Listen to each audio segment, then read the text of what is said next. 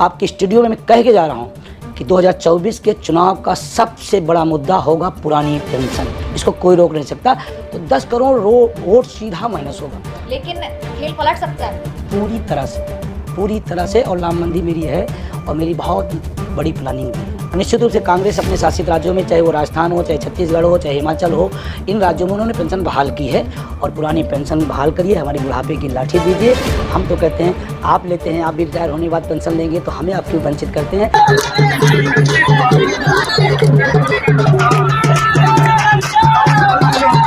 तो ये जो आप अपनी स्क्रीन पर देख रहे हैं जन सैलाब, ये कल रामलीला मैदान में इतनी भारी भीड़ जो है वो उमड़ी थी। क्यों? क्योंकि ये मांग कर रहे थे तमाम लोग ओपीएस की, ओल्ड पेंशन स्कीम की। इनकी मांग है कि एनपीएस को हटा दिया जाए और ओपीएस वापस से देश भर में लागू कर दिया जाए। इसी पर बात करने के लिए आज हमारे साथ हैं विजय कुमार बंधु जी, एनएमओपीएस के राष्ट्रीय अध्यक्ष, यानी कि national movement for old pension scheme. जो हम कहें कि स्पेयरहेड किया पूरे आंदोलन को, इतने सारे लोग यहाँ पर आए, किसी को तकाजा नहीं था, अंदाजा भी नहीं था कि इतनी भीड़ जो है वो पेंशन के लिए मौजूद रहेगी। सबसे पहले तो स्वागत है सर आपका, धन्यवाद न्यूज तक पर आने के लिए। हम चाहते हैं कि आम जनता जो है इस मुद्दे को समझ पाए, क्योंकि कल मैं जानती हूँ कि कल जब भारी भीड़ उमड़ी, अब आसपास के लोगों ने पूछा कि इतने लोग पेंशन के लिए आए हैं और तकाजा नहीं था, जैसे मैंने कहा आइडिया नहीं था लोगों को। क्या मांग है? ओल्ड पेंशन स्कीम क्यों आनी चाहिए? एनपीएस से क्या नाराजगी है आपकी? देखिए, सबसे पहले तो आपको धन्यवाद और आपके चैनल को धन्यवाद। और ये बात बिल्कुल सही कहा कि तकाजा नहीं था, क्योंकि हमारे पास होल्डिंग, बैनर और दुनिया भर के जो संसाधन होते हैं प्रचार प्रसार, वो नहीं है। और लोग स्वतः आए क्योंकि उनका मुद्दा है पुरानी पेंशन। पुरानी पेंशन, नई पेंशन की अगर हम बात करें तो नई पेंशन व्यवस्था जो एनपीएस के नाम पर जानी जाती है, वो वास्तव में पेंशन है ही नहीं, वो स्कीम है। स्कीम की कोई श्योरिटी नहीं होती है। और पुरानी पेंशन जो थी वो सिक्योर थी और लोगों को पता रहता था कि हमें रिटायर होने के बाद कितना मिलेगा। यहाँ तो हमारा 10% पैसा, 14% सरकार का पैसा हम उद्योगपतियों को देंगे, फिर वो उद्योगपति शेयर मार्केट लगाएंगे, फिर उसका क्या लाभान होगा मुझे पता भी नहीं होगा। और लास्ट में जब रिटायर होंगे तो हमें वापस करेंगे।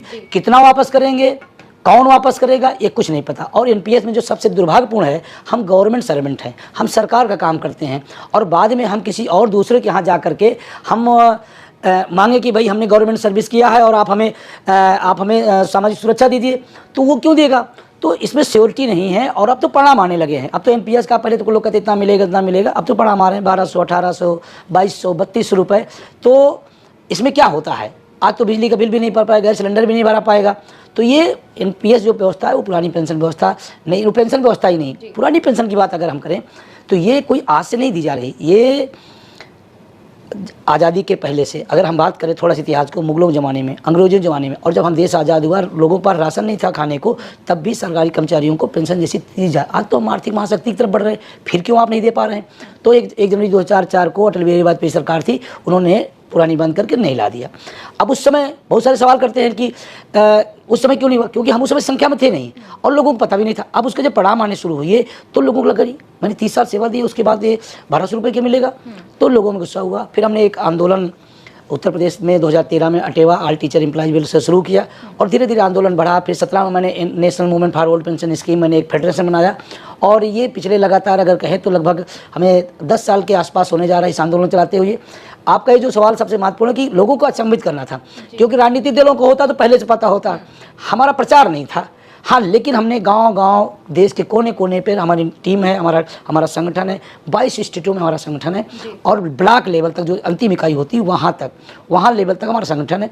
हमने 4 मार्च को ही घोषणा कर दी थी कि हम 1 अक्टूबर को दिल्ली आएंगे, प्रधानमंत्री जी से निवेदन करेंगे, मांग करेंगे कि आपने बहुत बड़े बड़े फैसले किए, एक फैसले नौजवानों के पक्ष में करिए। और उसी एनएमओपीएस के काल पर आपने देखा जो झूम आया। और मैं आपको बता दूँ थोड़ी जानकारी के लिए, ट्रेड यूनियन जिसको शिक्षक कर्मचारी की राजनीति का कहा जाता है, ट्रेड यूनियन के इतिहास में भारत में पूरी दुनिया का सबसे बड़ा प्रदर्शन था। क्यों? रामलीला में जो दिखा वो तो सबने दिखाया, लेकिन रामलीला में जितना तो 1% था, 3% बाहर थे। मैं यही चाह रही थी, मेरा अगला सवाल भी यही था कि इस तस्वीर को जो हम स्क्रीन पर दिखाने वाले हैं इसे आप एक्सप्लेन कीजिए, क्योंकि कई लोगों ने बताया कि इस तरह का आंदोलन कभी नहीं देखा, उन्हें याद नहीं कि इस तरह से जो भीड़ लगी, कहाँ से भीड़ अचानक आई, कहाँ से लोग आए और पेंशन का दर्द इतना ज्यादा है कि लोग सड़कों पे इस तरह आ गए। हाँ बिल्कुल है। 1 करोड़ के आसपास हम लोग एनपीएस जो पीड़ित हैं, जिसके लिए हम संघर्ष कर रहे हैं कि ओपीएस मिले, 1 करोड़ के आसपास लोग हैं। और देश का मुझे खुशी है, देश के प्रत्येक राज्य से, कम या ज़्यादा, हर राज्य से आए हम लोग। क्योंकि मैं टीचर भी हूँ, पढ़ाता हूँ, कन्याकुमारी से कश्मीर तक भारत एक है। हमने किताबों में पढ़ाया, देखा नहीं था, कल वो भारत दिखाई पड़ा। सिक्किम हो, असम हो, तमिलनाडु हो, हैदराबाद, तेलंगाना हो, पंजाब हो, कश्मीर हो, उत्तर प्रदेश की बहुत बड़ी आमद थी, क्योंकि सबसे बड़ी संख्या वहाँ पर है। अच्छा, ऐसा भी था कि जिन राज्यों में ये लागू है, यानी ओपीएस, ओल्ड पेंशन स्कीम, जिसकी मांग कर रहे थे लोग, वो उस राज्यों से भी लोग आपका समर्थन करने आए? बिल्कुल, क्योंकि हम एनएमओपीएस के राष्ट्रीय अध्यक्ष है, वो हमारे संगठन के हैं, आज भी हमारे संगठन के साथ है। उन लोगों ने बड़ा दिल दिखाते हुए कहा कि मेरी लागू हो गई, ठीक है, लेकिन जब आपने मेरे संघर्ष किया है तो पूरे देश के लिए लोगों को लागू हो, तो हम आज भी साथ में, और उन राज्यों से भी भरपूर मात्रा में लोग आए कि हम साथ में खड़े हैं जी। और आप ऐसा बता रहे थे कि आपने कहा कि ये सिर्फ 1% था, यानी और कितने लोग हैं जो आना चाह रहे होंगे, आ नहीं पाए? अब मैं आपको बताऊं कि 1% रामलीला का जो चित्र दिखाया जा रहा है पूरी मीडिया में, वो 1% है। 3% तो बाहर थे। बाकी और संख्या क्या हुआ कि सरकार ने, जब हमने 1 अक्टूबर घोषित किया, तो उन्होंने स्वच्छता अभियान लगा दिया और अनिवार्य रूप से विद्यालय खोल दिया। मतलब वो रामलीला के मैदान देने में मैंने 1 हफ्ते में जो जिल्लतें झेली हैं, मैं बहुत अच्छा नहीं कह सकता कि मैं एक अच्छे स्वतंत्र लोकतांत्रिक देश में हूँ। अरे बात करें, प्रधानमंत्री जी लागू न करें, सरकार लागू न करें, लेकिन बात तो हमारी कहने दीजिए। और कल भी वहाँ पर 3 बार मेरी लाइट काटी गई माइक की कि आप जल्दी ख़त्म करिए, जल्दी छोड़िए, जल्दी जाइए, इस तरह का प्रेशर था। लेकिन फिर भी मुझे खुशी है कि ट्रेड यूनियन के इतिहास में भारत ही नहीं, पूरी दुनिया का सबसे बड़ा प्रदर्शन हुआ। और एक जो बड़ी बात सबसे मैं आपसे बताने जा रहा हूँ, स्वप्रेरित था। मैंने किसी लिए गाड़ी नहीं की, मैंने किसी को चाय नाश्ता नहीं दिया, सबका दर्द था और सब लोग आए। दर्द इतना गहरा क्यों है, उसके पीछे का कारण बता दें। क्योंकि आदमी 30 साल 35 साल काम करे किसी संस्था में, जैसे आप इस संस्था में काम करें, तो आपकी अपेक्षा इसी से, दूसरे चैनल से नहीं होगा।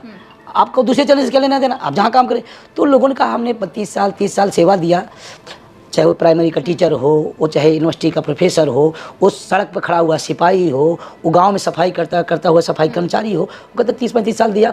और लास्ट में सरकार हमसे कह रही है कि आप 1200 रुपये ले लीजिए, और वो भी श्योर नहीं हो, 1200 800 भी हो सकता है।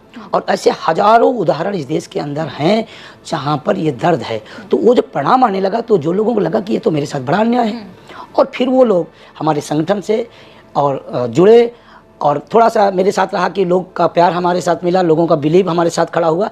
और मेरे एक काल पर, और ये पहला प्रदर्शन नहीं, देश के कोने कोने में कई बार मैंने, किसी राज्य में हो, अभी उत्तर प्रदेश मैंने किया था इको गार्डन में पिछले साल, वहाँ भी हिमाचल भी किया था, उत्तर प्रदेश किया, राज्यों में आता। बिलीव लोगों का रहा, संगठन पर लोगों का विश्वास है, नेतृत्व विश्वास है, और एक अपील पर वो हमारे आते हैं। और अभी एक बात और जोड़ूंगा कि सरकार अगर मेरी बात नहीं सुनती है, तो इससे भी कई गुना तैयारी है। क्या तैयारी? अब क्योंकि रणनीति का हिस्सा है तो हम इसको नहीं बता सकते, लेकिन मैं आपसे इतना बता रहा हूँ कि इससे भी बड़ी तैयारी है हमारी, और वो होगा। क्योंकि और 24 का लोकसभा चुनाव है, हम सरकार के आँख नाक कान हैं। सरकार की जितनी योजनाएं आती है उसको नीचे तक पहुँचाने का काम हम ही करते हैं, और हम ही पीड़ा में हों, हम ही दर्द में हों। और पेंशन की बात करें तो सरकार की कई सैकड़ों पेंशन योजनाएं हैं, वृद्धा पेंशन है, वृद्धन, विकलांग पेंशन, दुनिया भर, और हम ही दिलाते हैं, हम इस काम करते हैं, और हम ही को पेंशन नहीं। ये कितना मतलब दुर्भाग्यपूर्ण है। और जो हमको मना कर रहा है वो खुद लेता है जी। और आप राजनेताओं की बात कर रहे हैं, बिल्कुल। और मैं चाहूंगी कि आप 4-5 पॉइंट्स में हमारे दर्शकों के लिए समझाएं कि एनपीएस वर्सेस ओपीएस, क्यों ओपीएस क्यों एनपीएस। उससे पहले एक राजनीति का सवाल पूछ लेती हूँ, क्योंकि कई लोग आए, नेता आए कल आपके प्रदर्शन में हिस्सा लेने, संजय सिंह आए और तमाम नेता आए, और साथ ही ये भी सुनाई दिया, आप इसकी पुष्टि करेंगे या नहीं, कि राहुल गांधी से मिलना चाहते हैं, ऐसी कोई बात है? नहीं, देखिए, मैंने तो अपने संघर्ष के मैदान में हूँ, और क्योंकि मेरा कोई पॉलिटिकल मंच तो है नहीं, हम शिक्षक कर्मचारी हैं, हम अपना संघर्ष के मंच बनाते, कोई मेरे आता है मैं स्वागत करता हूँ। मैं तो प्रधानमंत्री जी आते मैं स्वागत करता हूँ। आप चाहेंगे राहुल गांधी आए? मैं तो कहते कोई भी आए, क्योंकि मतलब ये सवाल इसलिए आ रहा है, सोशल मीडिया पर भी इसलिए पूछा जा रहा है, क्योंकि राहुल गांधी पिछले दिनों हमने देखा कि अलग अलग भारत जोड़ो यात्रा रही, या अलग रेलवे स्टेशन रहा, अलग अलग लोगों का समर्थन देने पहुंचे, तो लोगों को ये लग रहा था कि शायद राहुल गांधी भी यहाँ पहुंचने वाले हैं, जब संजय सिंह पहुंचे, जब और नेता पहुंचे। नहीं, मैं तो कहता हूँ ना कि हमारा मंच है, स्वतंत्र मंच है, कोई भी आए। और अगर मैं संघर्ष में हूँ, मेरे साथ कोई आता है, मैं उसको धन्यवाद देता हूँ। मैं तो उम्मीद करता कि इतनी बड़ी भीड़ आई, इतनी बड़ी संख्या पूरे हिंदुस्तान की आई, प्रधानमंत्री भी यहीं थे, आते और कहते क्यों भाई परेशान हो, आप मेरे कर्मचारी हो, मैं तो आपका संरक्षक हूँ, अभिभावक हमारे वो हैं, आपको क्या दर्द है बताओ, मैं कर देता हूँ। हम सब लोग वहाँ जय जयकार करते। मुझे कांग्रेस भाजपा से नहीं, मैं अपने मुद्दे के लिए लड़ रहा हूँ। ये अच्छी बात है कि क्योंकि अक्सर होता है मुद्दे में राजनीति आ जाए तो भटक भी जाता है मामला। लेकिन मुद्दे से ही जुड़ी बात करेंगे, ओपीएस वर्सेस एनपीएस की अगर बात कर लें। सबसे पहले ओपीएस है ओल्ड पेंशन स्कीम और एनपीएस है न्यू पेंशन स्कीम। अब इसका फर्क जो है वो लोगों को बता दीजिए। आप चाहें तो उदाहरण दे सकते हैं कि एक ओल्ड पेंशन स्कीम वाले को क्या फायदा मिलता है, एक नए पेंशन स्कीम वाले। देखिए, हमने कहा एनपीएस कोई पेंशन व्यवस्था नहीं है, वो स्कीम है। स्कीम क्या है कि 10% हम देंगे, 10% सरकार देगी, 24% होगा। वो सरकार तमाम कंपनियां अपना तय कर रखी है, उन कंपनियों से मेरा कोई लेना देना नहीं। वो कंपनियां पैसा लगाएंगी, फिर लास्ट में जब हम रिटायर होंगे तो उस समय शेयर मार्केट का जो भी खेल रहेगा उसके अकॉर्डिंग हमारा बनेगा। फिर 60% पैसा हमको हार्ड कैश वापस कर दिया जाएगा उस समय। उसके बाद 40% जो पैसा मेरा बचेगा उसको हम किसी बीमा कंपनी से पेंशन प्लान लेंगे कि भाई ये पैसा है आप रख लो, मुझे कितनी पेंशन दो। फिर वो बीमा कंपनी हमें बताएगी मैं 1500 दे सकता हूँ, 1800 दे सकता हूँ। पैसा मैंने सरकार को दिया, काटा सरकार ने, व्यवस्था सरकार की है, हम बीमा कंपनी पास क्यों जाए। तो अब उसके बाद वो शेयर मार्केट का आप जानते हैं, मैं गाँव से हूँ, जुड़ा हुआ हूँ। 1% 2% हिंदुस्तान के लोगों का शेयर मार्केट हो सकता है, लेकिन 98% हिंदुस्तान का आदमी शेयर मार्केट से कोई लेना देना नहीं। और शेयर मार्केट में आप पैसा लगाने के एक आम आदमी कदू नहीं लगाए उसको, बल्कि सरकार की जो तमाम सारी योजनाएं सरकारी निकलती है उसमें कम मिलेगा दे देगा, कि श्योर है ना, क्योंकि तो दे देगा। तो एनपीएस में एक तो श्योरिटी नहीं है, सरकार देगी कि ट्रस्ट देगा, पैसा कौन लगाएगा, कहाँ जाएगा, ये मुझे पता नहीं है। दूसरा, एक दिन अभी थोड़ा सा घटना हुआ था, कनाडा वाला मामला जो अभी भारत और कनाडा के बीच में थोड़ा सा, एक दिन के अंदर करीबन 8-10 हज़ार रुपये उसका डाउन हो गया। हमारे एनपीएस भी पैसा डाउन हुआ क्योंकि शेयर मार्केट लगा हुआ।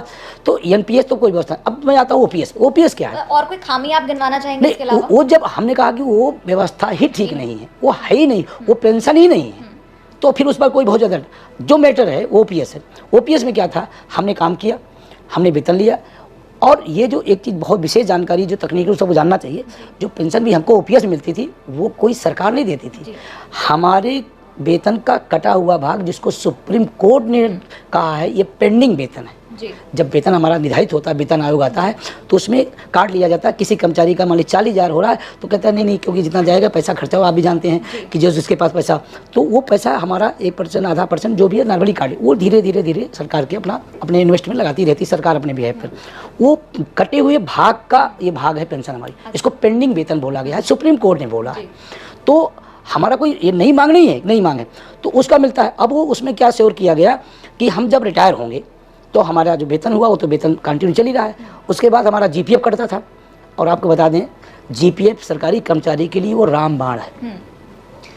लड़की की शादी करना होता था, बच्चे को पढ़ाई कराना होता था, घर बनवाना होता था, तो बड़ी गुमान से कहता था कि मैं जीपीएफ में पैसा है बेटी, तुम्हारा पीला हाथ करूँगा, शादी अच्छे से करूँगा क्योंकि जीपीएफ मेरे पास पैसा है। एक स्टोर रहता था, जीपीएफ व्यवस्था बंद कर दी गई, एनपीएस व्यवस्था में श्योरिटी बंद कर दी गई और कोई मत नहीं। तो अब उसके बाद क्या हुआ, जब हम रिटायर होंगे तो हमारे जो लास्ट वेतन होगा, लास्ट सैलरी का लगभग 50%, तो मैं मान लीजिए कि एक छोटा कर्मचारी 40,000, हाँ 40,000 रिटायर हुआ तो वो मान लेता था कि 19,000, 18,000, 20,000 लगभग उसको मिल जाती थी।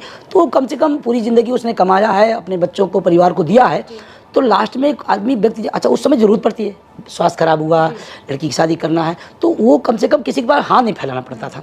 वो अपने उसी पेंशन से, और आप घरों में जाकर किसी घर में देख लीजिए जिनको पेंशन मिल रही उनके घर में उसका सम्मान बहुत है, और वो पूरी ज़िंदगी परिवार को पाला है, उस पेंशन के नाते उसका सम्मान होता है। ये घरों में, हज़ारों घरों में, और जिन दिन पेंशन 1 तारीख को आती है उसकी विशेष खैर खर्दम किया जाता है कि बाबा चलो बैंक चलना है। तो सोचो, सम्मान और स्वाभिमान, और माननीय प्रधानमंत्री कहते आत्मनिर्भर, ये पेंशन बुढ़ापे की आत्मनिर्भरता थी जिसको भारत सरकार ने छीना, राज्यों के लोगों ने छीना और उसे सम्मान मिला।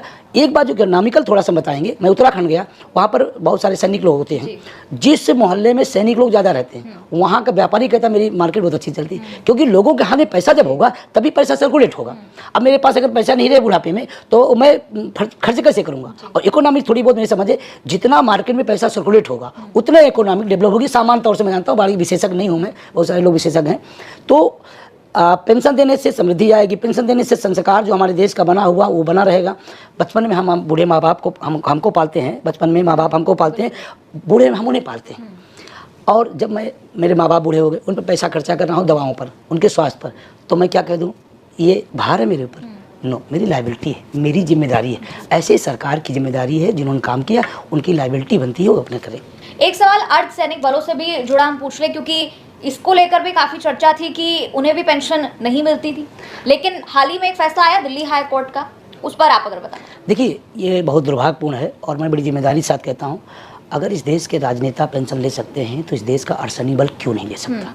हम तो कहते हैं सबसे पहले उसको चाहिए, सबसे पहले चाहिए, देश के लिए जान देता है, मतलब सर्वोच्च बलिदान देता है।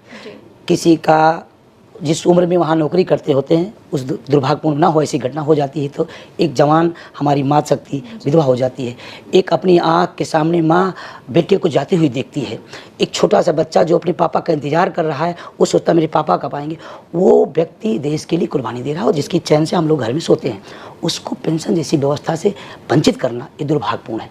और हम तो कहते हैं अभी तक सेना में दिया, इस सरकार की नीति बहुत ही खराब इस मामले में। अब क्या किया उन्होंने, सेना को भी बंद करने डायरेक्ट नहीं बंद किया, अब उन्होंने अग्निवीर ला दिया। मतलब अब अग्निवीर जो है वो ना ओपीएस में है ना एनपीएस में है, 4 साल की नौकरी, क्या होगा। तो अब सरकार की सेना को भी वंचित कर दिया, अर्धसैनिक बल कर दिया। और अर्धसैनिक बल का मेरे पास रोज 2-4 फोन आते हैं रोज देश भर से, मैं आसम बॉर्डर बोल रहा हूँ, काश्मीर विजय बंधु बोल रहे हैं, हाँ बोल रहा हूँ, सर मेरा क्या होगा, कैसे होगा। मैं सोचता हूँ कभी एनपीएस के बारे में 800 रुपये जब मिलेगा तो मैं अपने गांव जाऊँगा, अपने बच्चों की शिक्षा कैसे दिलाऊंगा, माँ बाप को अगर चश्मे लाना है, दवा लाना कैसे लाएंगे, बहुत बड़ा। मैं प्रधानमंत्री से निवेदन करना चाहता हूँ, राष्ट्रवाद की बात बहुत होती है, सेना के सर्वोच्च बलिदान पे आप बहुत भाषण देते हैं, एक काम कर दीजिए, हमारा 2 दिन बाद करिए, लेकिन इस देश के अर्धसैनिक बलों तत्काल पेंशन बहाल करिए। मतलब आपने क्योंकि प्रधानमंत्री मोदी का जिक्र किया, अगर सीधे सीधे एक मैसेज आप देना चाहें तो इस न्यूज़ तक के कैमरे के जरिए क्या कहेंगे। मैं तो माननीय प्रधानमंत्री जी से बड़ी विनम्रता से कहता हूं, उन्होंने इस देश में तमाम बड़े फैसले लिए हैं, एक फैसला है इस देश के नौजवानों के पक्ष में लीजिए और पुरानी पेंशन बहाल करिए, हमारी बुढ़ापे की लाठी दीजिए। हम तो कहते हैं आप लेते हैं, आप भी रिटायर होने के बाद पेंशन लेंगे तो हमें आप क्यों वंचित करते हैं। बड़ी विनम्रता से मैं कहना चाहता हूँ प्रधानमंत्री से कि पुरानी पेंशन बहाल करें जी। और क्योंकि हमने कांग्रेस का जिक्र इसलिए किया, राहुल गांधी का जिक्र इसलिए किया, और 2024 का चुनाव भी है, उसके मद्देनजर कल जब आपका प्रदर्शन हुआ कई सारे ट्वीट्स आए, सोशल मीडिया पर हमें कांग्रेस की तरफ से प्रतिक्रियाएं देखने को मिली, समर्थन किया, आम आदमी पार्टी ने समर्थन किया, अरविंद केजरीवाल का ट्वीट आया, तमाम अलग अलग राज्यों की रीजनल पार्टीज है उनका भी सपोर्ट आया। राहुल गांधी का जिक्र इसलिए क्योंकि कांग्रेस की कई सरकारें हैं जहां पर ये लागू हुई है, ओल्ड पेंशन स्कीम हिमाचल के लिए, हालांकि वहां से भी लोग आए हैं आपका समर्थन करने, लेकिन उम्मीदें बंध जाती हैं कांग्रेस पार्टी से, राहुल गांधी से, जब उनकी सरकारें ये लागू कर देती हैं। क्योंकि कई एक जगह मैंने पढ़ा, आपकी रैली में कोई आया होगा, किसी ने पार्ट लिया होगा, उन्होंने कहा कि जो भी ओपीएस लाएगा, ओल्ड पेंशन स्कीम लाएगा, हम उसका समर्थन करेंगे। जी बिल्कुल। देखिए, हम मुद्दों की बात करते हैं, हमारा मुद्दा पुरानी पेंशन है और निश्चित रूप से कांग्रेस अपने शासित राज्यों में, चाहे वो राजस्थान हो, चाहे छत्तीसगढ़ हो, चाहे हिमाचल हो, इन राज्यों में उन्होंने पेंशन बहाल की है। और हिमाचल चुनाव भी आपने अगर ध्यान से देखा होगा तो निश्चित रूप से जानकारी होगी कि ये मुद्दा सबसे प्रबल था हिमाचल में भी, और वहाँ सरकार ने वादा किया और सरकार ने वादा किया। आज आपको मैं बताऊँ जानकारी के लिए कि एक व्यक्ति 18 में रिटायर हुआ, एनपीएस में था, क्योंकि हिमाचल तब 18 में एनपीएस में था, उसको 26 रुपये पेंशन मिलती थी। अभी ओल्ड पेंशन के अंदर आया, ओल्ड पेंशन के अंदर आने के बाद उसका लगभग 32,000 पेंशन बनी प्लस डीए, क्योंकि एनपीएस में डीए भी नहीं, और डीए लगभग 40,000 के आसपास। उन लोगों ने फ़ोन किया कि थैंक आपको, हमने सुना था भगवानों का नाम, लेकिन क्या हुआ मुझे नहीं पता, लेकिन मैं 26 से 40,000 आया, आपको और आपकी टीम का बहुत बहुत शुक्रिया, बहुत बहुत धन्यवाद। अब और एक खास बात मैं हिमाचल की बात बताऊँ, हिमाचल में 2023 से पेंशन पुरानी लागू हुई, लेकिन नहीं, बहुत सारी जानकारी 2003 में पेंशन बंद हुई थी हिमाचल। हमने मुख्यमंत्री जी से, हमारी टीम ने मुख्यमंत्री जी से 2003 से लागू कराया, मतलब 20 साल पहले जो योजना बंद की, उस डेट जब से बंद हुई तब से स्टार्ट कराया। तो बहुत सारे लोगों को पीछे भी जो हैं उनको भी पेंशन का लाभ मिल रहा है, ये हम सबका प्रयास रहा। अभी आपने कांग्रेस चर्चा किया तो हम कहें अगर कांग्रेस हमारे मुद्दे को रखती है या कोई पार्टी हमारे मुद्दे को रखती है तो हमें उसको थैंक यू बोलता हूँ। मैं तो सरकार से भी कहता हूँ कि आप मेरी बात कर दो, मैं आपको थैंक यू बोलने तैयार हूँ। क्योंकि कल हमने देखा बहुत भारी भीड़ आई, लोगों को, जैसे हमने शुरुआत में कहा कि तकाजा भी नहीं था इस बात का, और विपक्षी पार्टी ऐसे में जुड़ती हैं। आपको लगता है चुनावी लाभ भी कहीं ना कहीं वो देखते हुए जुड़ती हैं? नहीं, वो तो स्वाभाविक, उनका अपना लाभ दिख रहा हो तो जुड़ेंगी। लेकिन मैं आपकी कल रैली की बात बताऊं, कुछ रैली में मैंने कुर्सी नहीं दी थी, मैंने जगह भी नहीं दे पाया, मैं सुविधा भी कोई नहीं दे पाया, लेकिन आप बताएं रामलीला में पानी भर दिया गया 2 दिन पहले, उस पानी में लोग जूते और चप्पल और कपड़े पहने खड़े रहे। मैं इस बात को इसलिए कह रहा हूँ, तब थी दोपहरिया, धूप थी, लेकिन लोग डिगे नहीं। इसका मतलब उनका डिवोशन कितना बड़ा है, उनका कमिटमेंट कितना बड़ा है कि हमें कुछ भी करना पड़े, हम पुरानी पेंशन लेके रहेंगे। और कल तमाम विपरीत परिस्थितियों में तो धन्यवाद देना चाहता हूँ सारे अपने साथियों को कि उन लोगों ने जिस तरह का कमिटमेंट दिखाया, मेरा भी कॉन्फिडेंस कई गुना बढ़ा कि लोग हमारे साथ खड़े हैं, उस मुद्दे को हम जीतेंगे, 110% जीतेंगे। लोकसभा चुनाव जहाँ तक बात कर रहे हैं आप, निश्चित रूप से आपके स्टूडियो में मैं कह के जा रहा हूँ कि 2024 के चुनाव का सबसे बड़ा मुद्दा होगा पुरानी पेंशन। इसको कोई रोक नहीं सकता। राजनेता कहता है कितने कर्मचारी हैं, हमसे मिलते हैं, हमारे सामने कहते हैं क्या कर लोगे, कितने कर्मचारी हैं। मैं उस बात को इसलिए कहता हूँ, मैं हूँ तो बहुत एक काम का हूँ।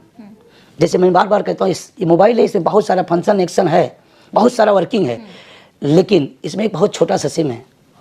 अगर हम इसको निकाल लेंगे तो पूरी व्यवस्था खराब हो जाए। हम इस व्यवस्था के, हम वो सिम हैं जो संचालित करता है। लास्ट आपसे बात इस पॉइंट पे करता हूँ कि व्यवस्थापिका हमारे यहाँ है, कार्यपालिका, न्यायपालिका। व्यवस्थापिका को मिलेगा, न्यायपालिका को पेंशन मिलेगी, सिर्फ कार्यपालिका को नहीं मिलेगी जो इम्प्लीमेंट करता है। क्यों भाई? अच्छा विजय जी, एक सवाल और कि मोदी सरकार है, उनसे आपने खास अपील भी की। आपको क्या लगता है कि क्या कारण है कि सरकार इसे लागू नहीं कर रही, ओपीएस को दोबारा जो है इम्प्लीमेंट नहीं कर रही? देखिए, सबसे पहली बात तो जो वर्तमान सरकार है वो जैसे शिक्षक कर्मचारी विरोधी सरकार है। उसकी जो नीति है, उसकी जो सोच है, हम शिक्षकों कर्मचारी के विरोध में ऐसी बनती, क्योंकि 2003 में हमारी 4 में पेंशन बंद हुई, फिर आज सारी संस्थाएं सरकारी जितनी हैं, जितने पद हैं, सब खत्म किए जा रहे हैं। दोस्तों, सवाल वही रहेगा कि ओल्ड पेंशन पुनर्बहाल करो। अब ओल्ड पेंशन पुनर्बहाल के लिए कर्मचारियों की रणनीति, कर्मचारी संगठनों का क्या मेन भूमिका रहेगी संघर्ष में कि ओल्ड पेंशन कैसे पा सके।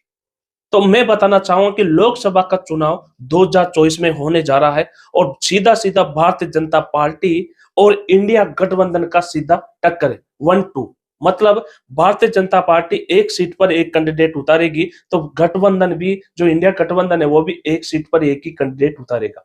अब सवाल है कि जिसकी तरफ कर्मचारी झुकेंगे वही लोकसभा में अपनी पार्टी को बहुमत से जिताएंगे। तो केवल कर्मचारी एक ही सवाल कर रहे हैं और एक ही मांग मान रहे हैं कि हमको ओल्ड पेंशन चाहिए, और उसकी ही चोट पर कर्मचारी वोट भी करेंगे। तो आपको क्या लगता है कि कर्मचारियों का संघर्ष हार जाएगा या कर्मचारी और मेहनत करेंगे, जिससे कि संघर्ष और ही बलशाली बन सकता है, जिससे कि कोई भी पार्टी कर्मचारी के संगठनों के पास में तिल मिलाती हुई आएगी? तो अभी यही सवाल सब कर्मचारियों के दिल दिमाग में गूंज रहा है कि इंडिया गठबंधन अगर बन गया तो इसका मतलब है कर्मचारियों के पक्ष में और हिस्सा आ गया। और कर्मचारी इसलिए भी खुश है कि इंडिया गठबंधन के बड़े बड़े जो 28 पार्टियों के नेता है वो अब कांग्रेस के साथ है, मतलब इंडिया गठबंधन है।